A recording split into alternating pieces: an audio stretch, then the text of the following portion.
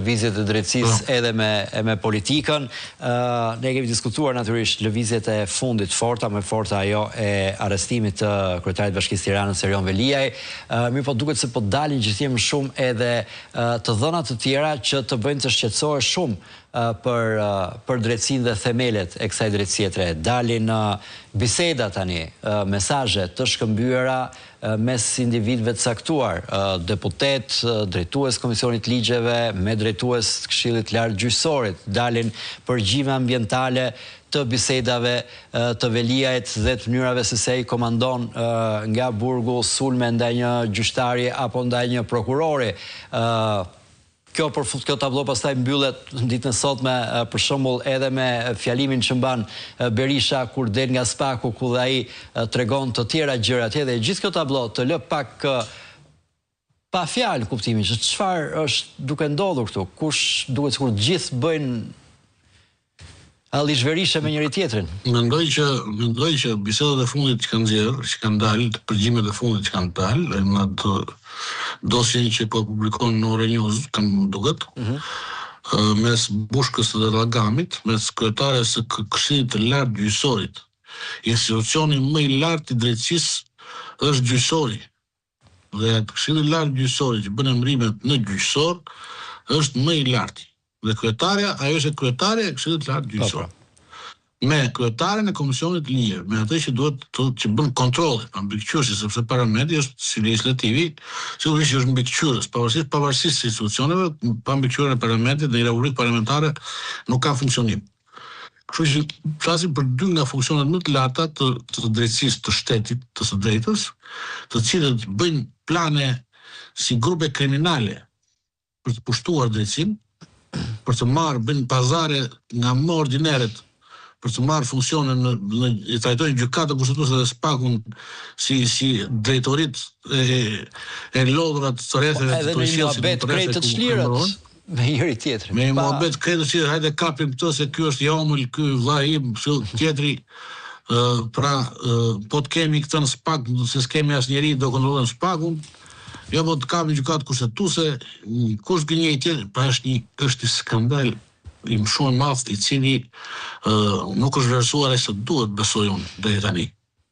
Ky skandal i madh do të vlerësuar nga politika, do të vlerësuar nga ata që pretendojnë që janë autorë dhe bashkëautorë të reformës së drejtësisë, të cilët që janë ndërkombëtarët, të cilët duhet që urgjentisht të deklarohen se çfarë qëndrimi kanë.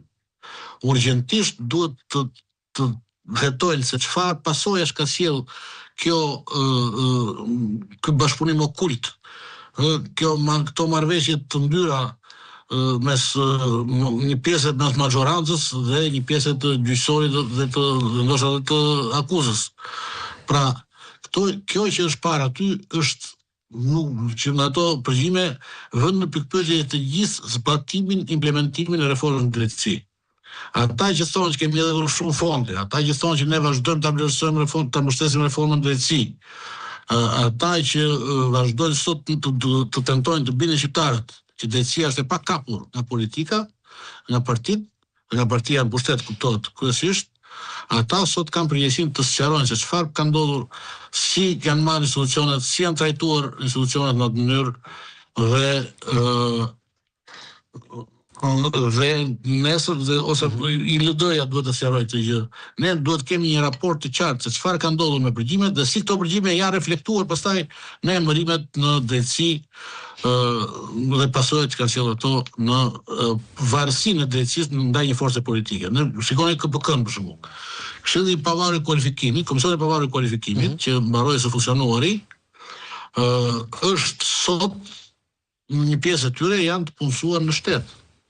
Njëri punësuar njëherë te Akuja, pastaj u bë kandidat për deputet, tjetri është punësuar në një funksion tjetër, pra asnjëri nga ata nuk kanë qenë të pavarur.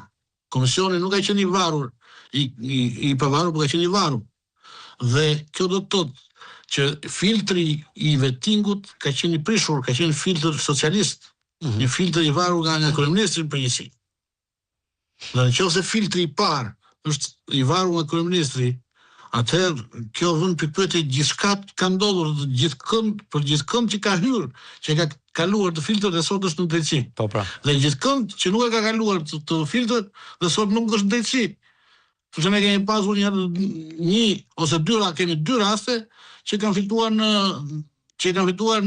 gjykatën evropiane të drejtave të njerëzit moskalimin e vetnihut. Atëherë çfarë ka ndodhur? Kush është përgjegjës për këtë? Ky është problemi, mendoj unë, që duhet parë dhe duhet fetuar se çfarë ka ndodhur me këto ndërhyrje politike. Është momenti dhe këto janë ato indicjet më të mira për të treguar se çfarë ka ndodhur dhe pse ka ndodhur dhe kush e kontrollon sot drejtësinë, ku janë gjurmët e Partisë Socialiste në drejtësinë e re dhe si ndikojnë ato në vendimarrjen e drejtësisë së re. Më lejo Bilega që këto minutat fundit tani të dalim pak nga kufite e vendit për të parë pak situatë